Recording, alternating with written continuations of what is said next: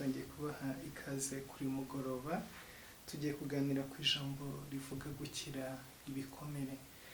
Reka dutangire dusenga muri uyu mwanya. Data mu izina rya Yesu Kristo, mu izina rihambaye, mu izina rifite imbaraga, mu izina rifite ubushobozi, tuje imbere yawe muri kano kanya kuri mugoroba kuri tariki 8 z'ukwezi kwa 4. Mwami, turakwinginze ngo umwuka wawe abe hejuru y'ubuzima bwacu, ikiganza cyawe kibane natwe, ukuboko kwawe kubane natwe, mu izina rya Yesu Kristo Nazareti. Reka Mwami uduha amagambo yo kuvuga mu gihe nk'iki ngiki. Reka Mwami uhagarare ku bitugu byacu kugira ngo uvugane n'ubwoko bwe buri hirya no hino ku isi. Reka Mwami ukize ibikomere abafite imitima ikomeretse, ukize agahinda abari mu bihe bigoye, ukize umubabaro Mwami wo wese umutima we ubabaye. Ndakwinginze kugira ngo uyu mugoroba Mwami izina ryawe ryururuke kandi imbaraga zawe zigaragare. Hagarana natwe, ubane natwe, uvugane natwe kandi ukorane natwe. Tuguhaye umwanya kugira ngo ugushaka kwawe no kubaho kwawe byigaragaze mu izina rya Yesu Kristo. Murakoze Mana kuko mva gusenga, abana natwe Data, abo turi kumwe kuri YouTube, abo turi kumwe kuri Facebook, abo dukurikiye kuri Instagram, buri umwe wese Mwami mu mwanya arimo, ikiganza cyawe kibane nawe, umuhumurize umutima, umukize ibikomere. Uwiteka gitare k'amahanga, ijambo ryawe ribe umuti kandi ribe imbaraga mu bihe nk'ibi ngibi mu izina rya Yesu Kristo Nazareti. Amen.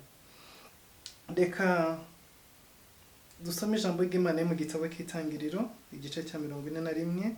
Turasoma umurongo wa 51 n'umurongo wa 52.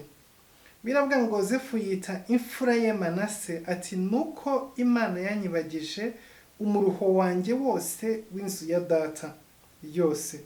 Uwa kabiri amwita Efurayimu ati, niko Imana yanyororokereje mu gihugu naboneyemo umubabaro. Imana yacu ihabwe icyubahiro.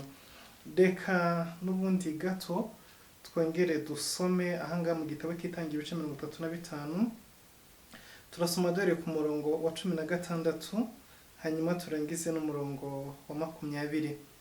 Bava i Beteli baragenda, bari bashigaje akarere bakagera muri Efurata. Rasheli araramukwa aragumirwa, kandi akigumiwe umubyaza aramubwira ati, kuko uri bubyare undi muhungu, kandi mwipfa rye ubugingo bwe buri mu igenda, yita umwana Benoni, ariko se amwita Benyamini. Rasheli arapfa, bamuhamba mu nzira ijya muri Efurata, niho Betelehemu. Yakobo ashinga inkingi ku gituro cye, ariyo nkingi y'igituro cya Rasheli ikiriho na bugingo n'ubu. Isirayeli aragenda abamba ihema hirya y'inzu ndende y'amatafari yo muri Ederi. Benoni risobanurwa ngo umwana w'umubabaro wanjye, Benyamini risobanurwa ngo umwana ukuboko kwanjye kw'iburyo. Imana yacu ishimwe. Dutangiranye n'ijambo riri ahangaha mu gitabo cy'Itangiriro ibice 41. N'igihe Yosefu Imana yari imaze kumwibuka. Imana yari yaramwibutse. Urugendo rw'ubuzima bwa Yosefu ni rurerure cyane. Ni umwana wahuye n'umubabaro mu buryo bukomeye. Yagize umubabaro mu buzima bwiwe. Yavutse ari umwana wa 11 mu bana b'abahungu ba Yakobo, ariko yari umwana wa 12 mu rubyaro rwose rwa Yakobo, kuko hagati harimo n'umwana w'umukobwa witwa Dina. Ariko uyu mwana w'umukobwa we ntabwo bakunda kumuvugaho cyane, kubera ko kera muri Isirayeli abana b'abakobwa ntibabaraga nk'abana, kuko batazunguraga base kugeza igihe cya Mose. Yesu ashimwe.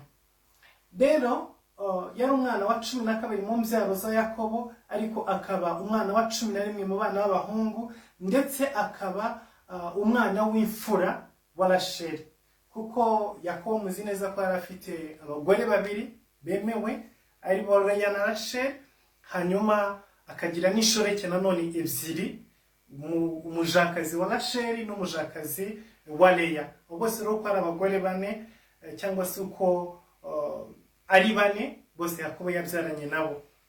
Rero Rasheli yatinze kubyara muri abo bose, niwe wabyaye nyuma y'abandi bose.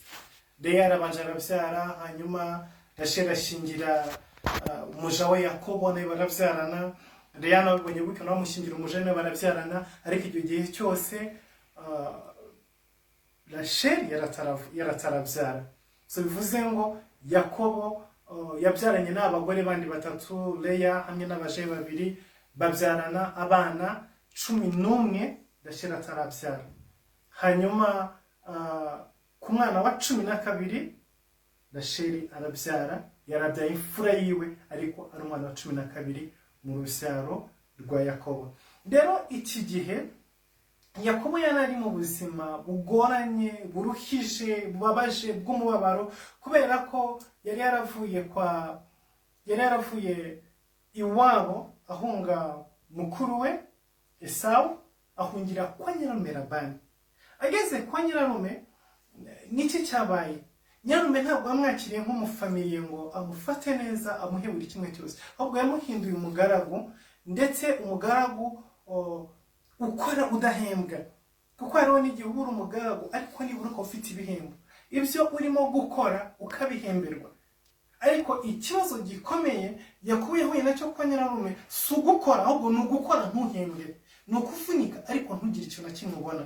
Aba mu buzima bubabaje imyaka igera kuri 20. Iyo myaka 20 Bibiliya iravuga ngo ntiyaryamaga, ntiyasinziraga, yakoraga amanywa n'ijoro. Kandi muri iyo myaka 20 nyirarume yaramuriganije inshuro zirenga 20, akambwira ngo uyu mwaka ibihembo bizaba ari ibyawe, umwaka washira akabimunyanganya, undi mwaka waza akabimunyanganya, undi mwaka waza akabimunyanganya. Bityo Yakobo agera ahantu umutima we uraremererwa cyane. Umaze kuremererwa afata icyemezo. Ni icyemezo cyiza yafashe, ariko agifashe mu gihe kibi. Ndaza kubisobanura. Yafashe icyemezo cyiza cyo kuva kwa Labani akajya gutangira ubuzima bwiwe, ariko agifata mu gihe kibi. Hari igihe dufata ibyemezo byiza ariko tukabifata mu bihe bibi, tukabifata mu bihe tutadukwiye kubifatamo. Rero nubwo bari ibyemezo byiza ariko tubifashe mu bihe bibi, bigira ingaruka ku buzima bwacu, bigira ingaruka ku bandi, bigira ingaruka ku rubyaro rwacu, bigira ingaruka ku batwegereye, kuko ni ibyemezo byiza ariko byafashwe mu gihe kibi. So niyo mpamvu igihe cyose bisaba kugira ngo urebe icyemezo ugiye gufata nimba kijyanye n'igihe ugiye kugifatiramo. Iyo ufashe icyemezo cyiza ariko ukagifata mu gihe kibi, bizana ingaruka.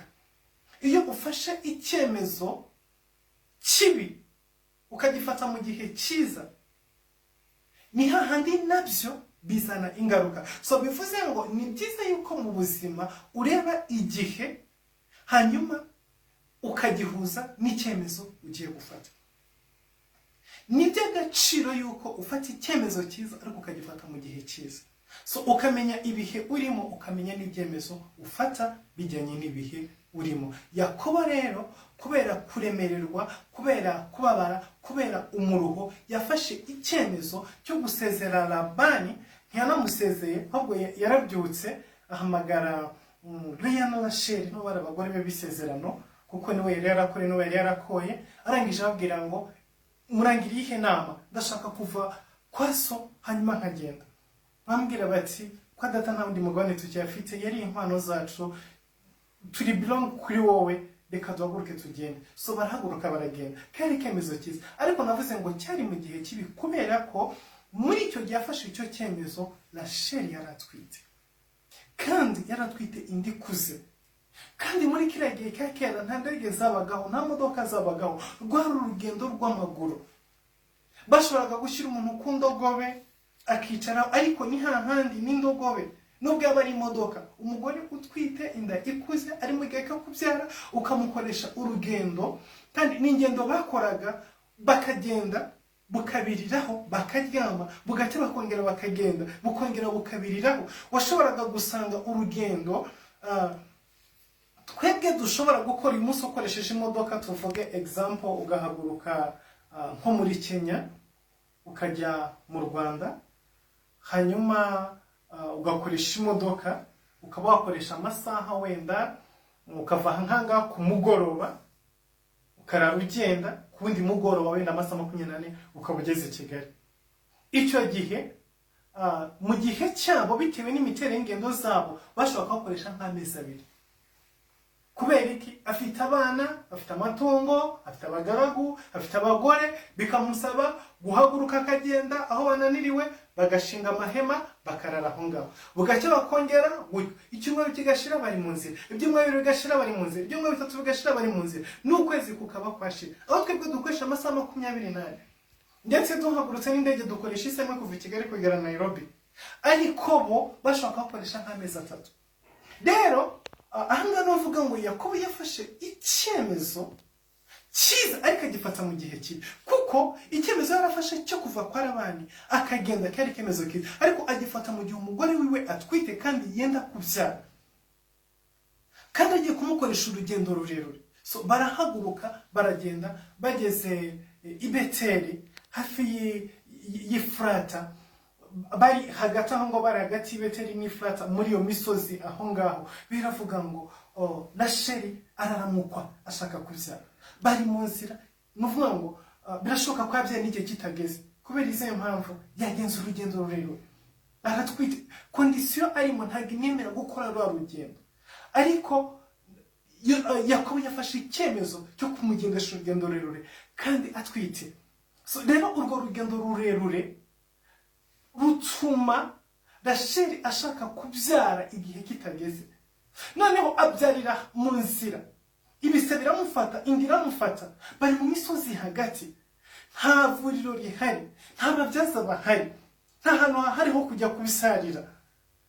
Byamubayeho ari ahantu adashobora kubona ubutabazi na bukeya.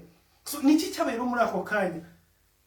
Bagerageza kujya gushaka ababyaza, barirukanka bagenda mu misozi, bavuye i Beteli n'Efurata ntago barahagera, bari hagati na hagati. Nuvuga ngo bashobora kubona ubutabazi iyo abyarira i Beteli, kuko hari imidugudu haraba, ariko bavuye i Beteli yashobora kubona ubutabazi bwihuse iyo babageze Efurata, ariko ntago baragira Efurata, bari hagati.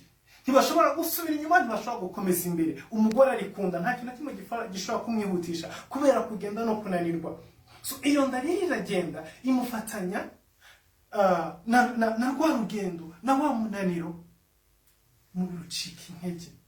Biravuga ngo umubyaza yagiye kuhagera, umugore ari mwipfa, yaratangiye gupfa, umutangiye kumushira. Umubyaza agerageza kumuhumuriza, agerageza gukora ibishoboka byose, nta buvuzi butembere bwari buho muri icyo gihe, byari ibihe bigoye, byari ibihe bikomeye. Agerageza gukora ibishoboka byose ngo arebe yuko yamufasha, ariko niki cyabaye? Yaramubwiye ngo humura ubyaye umuhungu.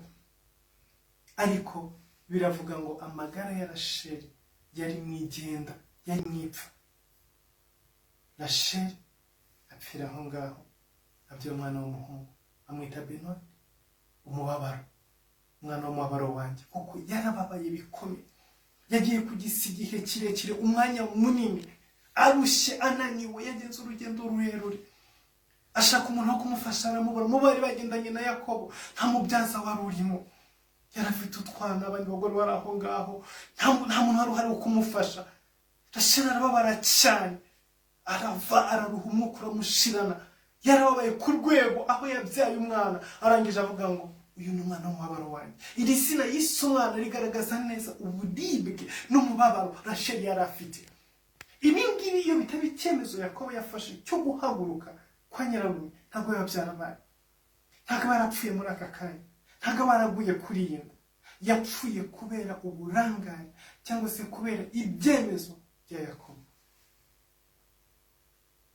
Benyamini kari kavutse ari agahinja, Yakobo ahita ahindura izina ryiwe, amwita Benyamini, ukuboko kwanjye kw'iburyo kw'imbaraga. Ariko Yosefu karakana gakiri gato, gakina na mama we, kishimana na mama wiwe, nawe yari umwana by'ukuri ugeze igihe cyo gukunda umubyeyi, ugeze igihe cyo gukenera mama wiwe. kuko umwana urimo gukurikirwa abasimama iby'ukuri karakana gakamba gakina kirukanka kaza mama bitigira ukuki nyinshi ntabwo akugaruka mu mutwe ariko umuntu wamenye waguhaye buri kimwe cyose waguhaye kiya wakugiriye neza iyo umubuze ntabwo bikuvamo so rero Yakobo abona neza yuko Yosefu asigaranye agahinda kanini cyane kuko abuze umubyeyi kandi abuze umubyeyi kubera amakosa ya Yakobo ako kantu ukumve neza ibyo ngibyo bitera ipfunwe Yakobo yumva yuko agahinda umwana afite n'umubabaro afite n'amakosa yiwe yataba yafashe ibyemezo bikomeye gutya muri iki gihe ntabwo umwana wabaye imfubyi ku myaka 3 n'amakosa yiwe ariko ipabiriza yiyumvamo yuko urupfu rw'Abasheri niwe umwishe ntiyafashe icyuma ngo akimutere ntiyamuteye inkota ntiyamuroze ariko ibyemezo yafashe nibyo bimwishe nibyo mugize nk'ingaruka yagombaga gutegereza akabyara cyangwa se akaba yarahagurutse ngikiri ntoya byonyine no kuba inda yari ntoya kuba umugore yari atwite byonyine ubwabyo bijyanye na kondisiyo ngendo bakoraga ntabwo yashoboraga gufata icyemezo cyo kumugendesha muri biriya yagombaga gutegereza umugore akabanza akabyara hanyuma agakomera yamara kugira imbaraga ku mezi 6 agafata icyemezo bagaruka bakagenda ariko yarahubutse ibyo rero byatumye Yakobo abaho yishinze icyaha mu buzima bwe abaho umutima udatekanye abaho atanezerewe na gatoya bituma rero ashaka komora igikomere cy'umwana Yosefu wafite agahinda gakomeye ka mama we ibingibi Benyamini agahinda kayikobo na Kabenyamini ka Yosefu na Kabenyamini nubwo bombi bari imfubyi ariko ntabwo kanganaga kuko Benyamini we yarakuze amubwira ngo mama wawe yapfuye kubyara ariko nawe yarazi ariko Yosefu byari bitandukanye cyane yabuze umuntu yabonye wamuteruye umugabo yirukiye yaririye wamuhinduriye pampa umuntu yabanye n'umuntu yegemye mu gituza umuntu wamushinjirije yaramubuze Yakobo rero akora ikintu gisa nko gushaka gukuraho igikomere cy'uyu mwana biravuga ngo amuha urukundo rurenze urw'abandi bose mbibutse yuko Yakobo yakundaga Rasheli ku rwego rurenze hari igihe ukora amakosa atari uko umuntu umwanga ariko uramukunda ariko mistake zikaba yakundaga Rasheli ku rwego rudasanzwe afata rwa rukundo yakundaga Rasheli afata na cya gikomere kiri umutima yumva yuko ari wacu bupfubyi bw'uyu mwana byose ashaka kubibyazamo uburyo yakisi igikomere cya Yosefu amusukaho urukundo adaha abandi bana amwitaho kurenza uko yita ku bandi bana amudodeshereza ikanzu icyo ngicyo nacyo kirongera gihinduka ikindi kibazo gikomeye hagati ya Yosefu n'abakuru biwe bavukana ku bandi bagore biravuga ngo baramwanga kugeza igihe batekereza no kumwica ndetse barabipanga umunsi babona okaziyo Yakobo yongera gukora indi mistake hishe makosa yakoze bwa mbere yongera hirindi kosa ryo gufata Yosefu n'ubundi amwohereza muri bene se aho baragiye azi icyo yakoze yuko yamaze kumusumbanisha nabo ntabwo bangana ntabwo bareshya ntabwo babona bimwe mu rugo nubwo bavuka nubwo ari abana mu rugo ariko bose ntabwo bafite ibibahagije kimwe ntabwo bari ku rwego rumwe bagira urwango rukomeye ku buzima bwa Yosefu hanyuma yakongera ko indi mistake yo kudasobanukirwa neza yuko abana biwe bamaze kugira ishyari ku buzima bwa Yosefu yongera gufata Yosefu nanone ku nshuro ya kabiri yongera gukora mistake isa nk'iyo yakoze kuri nyina aramufata amuhereza muri bene se Yosefu agenda azi yuko asanze bene se ariko kumbe baramwanze bamufite urwango rurenze bifuza kumwica barabigerageza ariko kubera umugambi w'Imana ari ku buzima bwa Yosefu abarokoka ajugunywe mu rwobo avuga ngo reka tumushyire muri rwobo bazapfiramo ariko Imana ibacamo bamugurisha amafaranga arangije aragenda ariko ibyo byose yarabirebye mu maso ye yerekeza mu gihugu cya Egiputa ajya kwa Potifari ageze kwa Potifari bamuhinda umukozi wo mu rugo umwana utarigeze abaho akora umurimo n'umwe batangiye kumukoresha imirimo y'uburetwa biba ngombwa yuko atangira gukoropa, atangira guteka, atangira gutera ipasi, atangira guhanagura abana, atangira kumesa imyenda y'abana, atangira akora ibintu atari gukora mama waza kubariho, akora ibintu atari gukora kuko uburinzi mama yari kumuproteja ise ntiyabumuhaye, bene ise ntibamumuhaye. So rero icyo gikomere kiza mu mutima wiwe, agakora ibintu byinshi bitandukanye, akaruha, akavunika, akaryama ntasinzire, akabyuka amasaha atageze, akaryama nyuma y'abandi, agakora imirimo ifunanye. Ibyo byose yakwicara akavuga ngo ni amakosa ya data. Iyo data ataza kuba bene data ntabwo mba nahanga, yataza ko yarakoze mistake zo kugendesha no mu rugendo rurerure atwite, ntabwo aba yarapfuye. Iyo mama adapfa ntabwo mba ndi muri buno buzima. Yosefu yarafite igikomere kidasanzwe ku buzima bwiwe. Inzu ya se yamuteye igikomere kidasanzwe, umutima we wuzuramo ibisebe, poho n'ubundi kongera guhimbirwa ibyaha atakoze.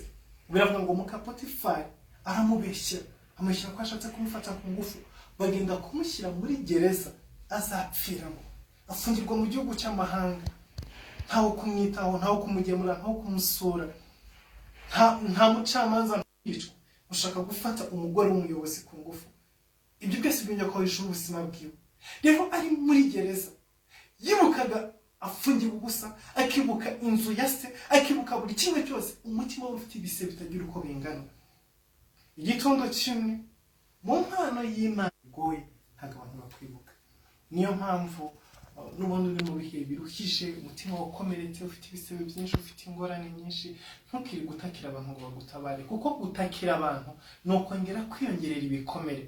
Uko utakira abantu hanyuma bakagutera umugongo, bakakweka ko batakwitaho, batanagufitiye n'impuhwe, niko ibikomere byiyongera muri wowe. So icyaruta ni kimwe, nuko wahungira ku Mana, wakwishakira Imana wenyine gusa, kuko ntabwo ishobora kuguterana, ntishobora kugutera umugongo, ntishobora kukurinda.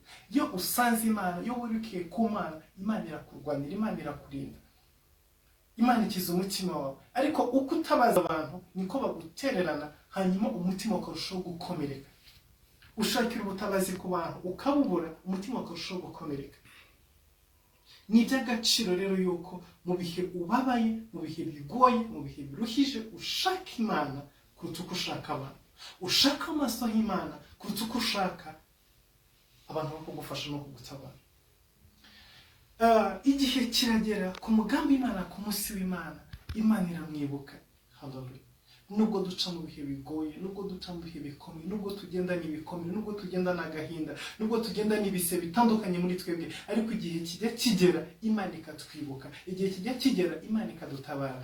Imana iramwibuka, imukura muri gereza amaze gusobanura inzozi za Farawo, hanyuma uwo munsi yavanywe muri gereza ahindurwa Premier Ministry w'igihugu cya Egiputa.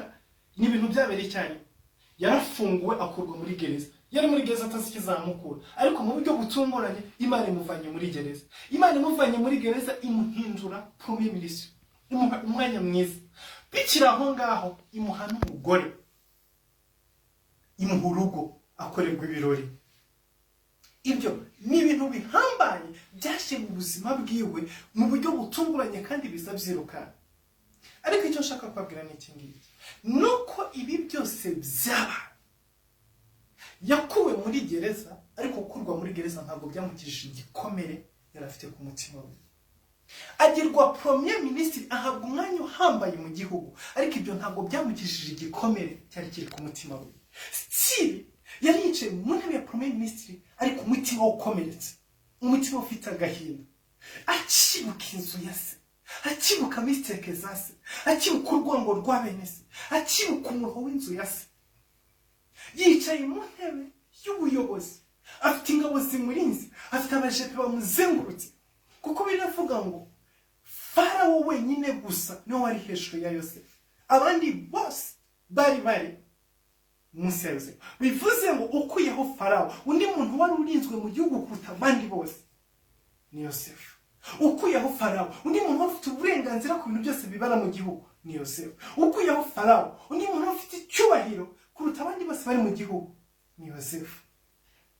Ariko ibyo byose ntabwo byamukishije agahinda, ntabwo byamukuyemo umubabaro wari uri muri we.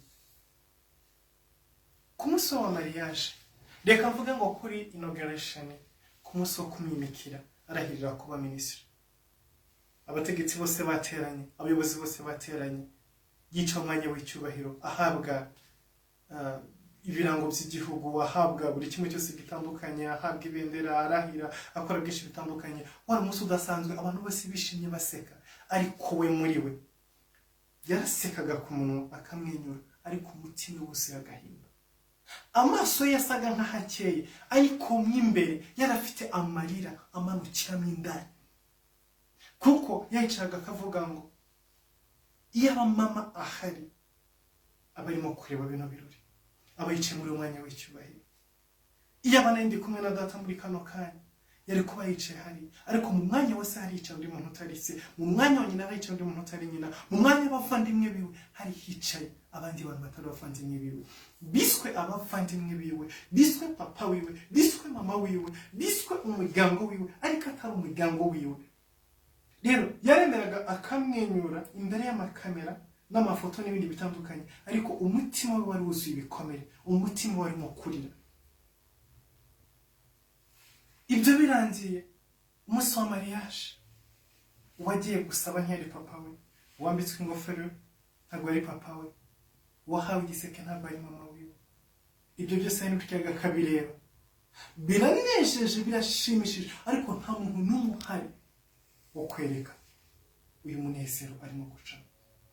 Ndagira ngo mbabwire ngo igikomere ntabwo gikurwaho n'amafaranga ufite, ntabwo gikurwaho na pozisiyo urimo, ntabwo gikurwaho n'ibintu ugezeho, ntabwo gikurwaho n'ubutunzi ufite, ntabwo gikurwaho n'umwanya w'icyubahiro ugezemo.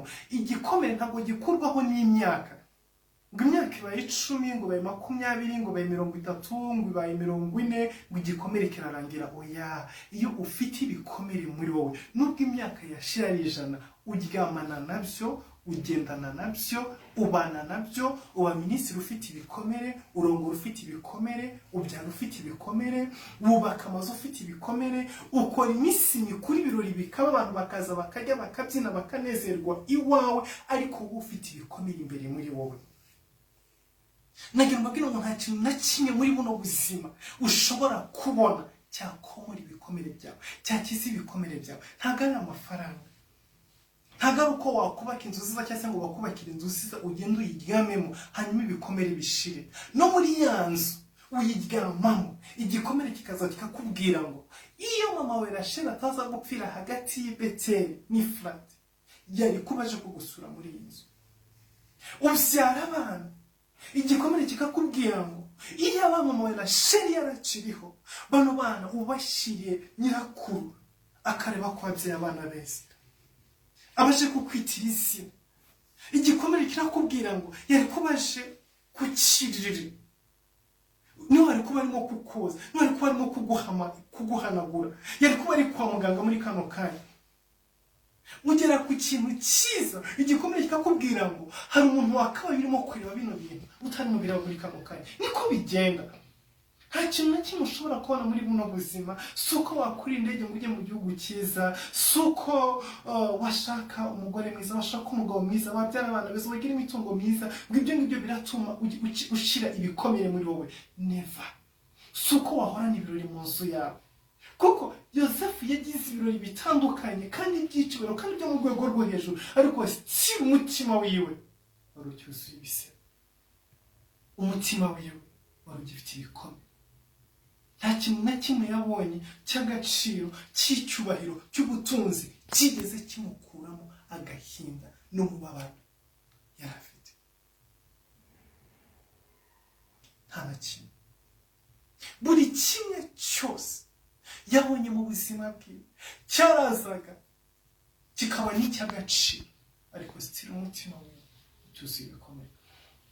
Tugeze ahangaha rero ku ijambo twasomye mu itangiriro 41 kuri umurongo wa 51, biravuga ngo ku murongo wa 50 ngo Yosefu abyara abahungu 2 inzara itaratera, ababyarana na Asenati mwene Potifera umutambyi wo mu mudugudu wa Oni. Yosefu yita imfura ye Manase ati nuko Imana yanyibagije umuruho wanjye wose w'inzu ya data yose. Hallelujah. Biravuga ngo abyaye umwana w'imfura, arebye umwana wiwe, impano Imana yari imuhaye, gift ivuye ku Mana. Biravuga ngo abana n'umwandu uturuka ku Uwiteka. Imana yazanye impano idasanzwe mu buzima bwa Yosefu, itandukanye na position, itandukanye n'ubutunzi bundi buhambaye. Uyu mwana aje yari gift ivuye ku Mana, yarazanye umuti wo komora igikomere cya Yosefu. Amwitegereje, agahinda kose k'inzu ya se kamuvamo. Bya bindi byose araga yumvira data niwe watumye mama apfa bimuvamo. Bya bindi byose araga yumvira data niwe watumye bene data bangurisha bimuvamo. Kagahinda kari muri we, wamwijima wari uri muri we, uvuga ngo bene data baranyishe nanga gupfa, bajugunye mu rwobo sapfa, barangurishije, bangiriye nabi. Bya bindi byahoraga bizenguruka muri we, yajyamo bikamuzengurukamo, yajya mu ntebe y'ubuyobozi bikamuzengurukamo, yajya mu nama zikomeye bikamuzengurukamo, yajya mu ngendo zihambe bikamuzengurukamo, yaraba abarinzi bamuzengurutse bikamuzengurukamo. Abonye Manase, Imana ikuramo wa mwijima wari mu mutima wiwe, Imana ikuramo kagahinda kari mutima wiwe, Imana ikuramo amahoro mu mutima wiwe, umuryango avukamo.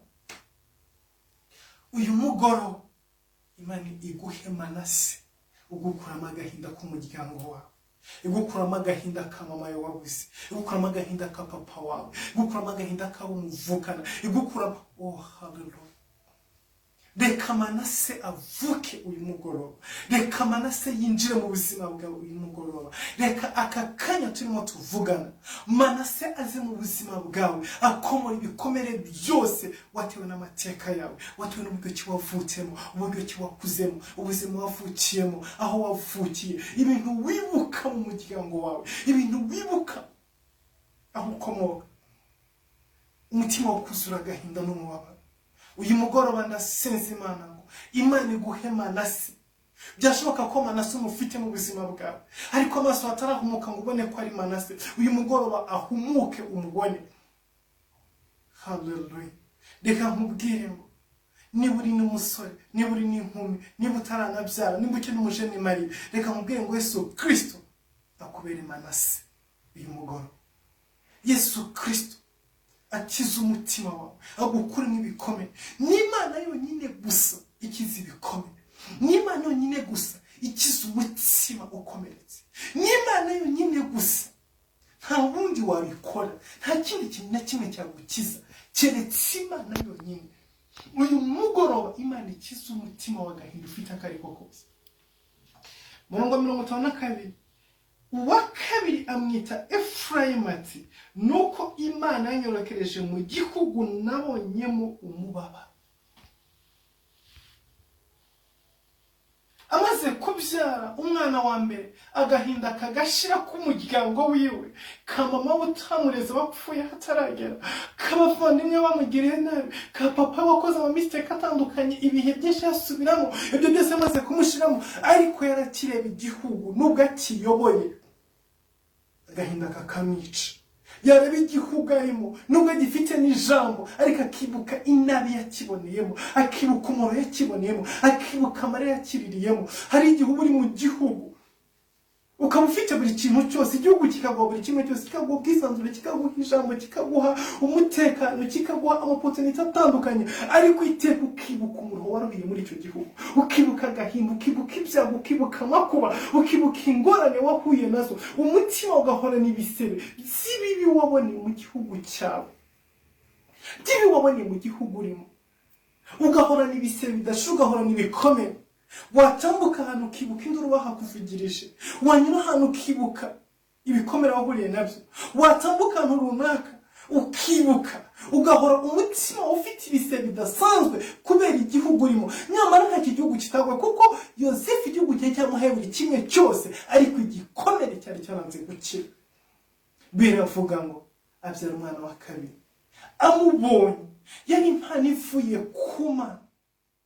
Imana yongera ikiza umutima we ibisebe byose yari afite kubw'igihugu yarari. Biravuga ngo Uwiteka, haleluya, biravuga ngo nuko Imana yanyorokereje mu gihugu naboneyemo umubabaro.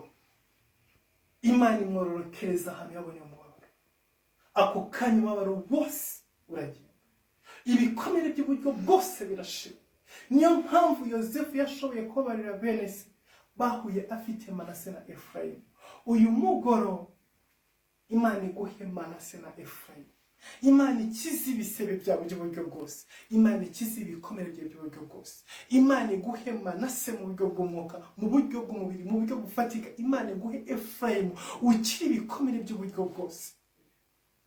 Nushobora gukira ibikomere by'uburyo bwose, uzashobora kubabarira. Biragoye kubabarira utarakira igikomere. Biragoye kubabarira utarakira igisebe. Biragoye, ariko iyo wamaze kubyara Manase na Efurayimu, bene si yo muhuye, ugira imbaraga zo kubahobera.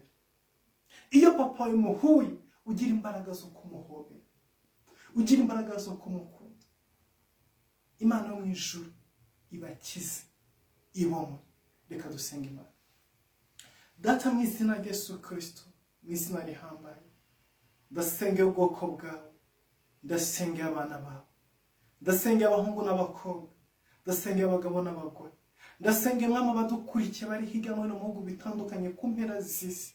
Turasengera mwama abana bari mu Rwanda, bari muri Afurika, bari mu bihugu bitandukanye, mwama bagenderere. Reka ubahe Manase na Efurayimu. Reka ukize imitima y'ubwoko bwawe. Reka ukize agahinda n'umubabaro. Reka ubahe umunezero mwana. Reka ubakize ibikomere. Reka uzane Manase na Efurayimu mu buzima bw'abana bawe. Turabasengeye mwana. Tubasabiye umugisha wawe. Tubasabiye imbaraga zawe. Niwe Mana wenyine gusa ukiza imitima y'abantu. Uyu mugoroba aka kanya ukize umutima wa buri wese. Mu izina rya Yesu Kristo Nazareti. Amen.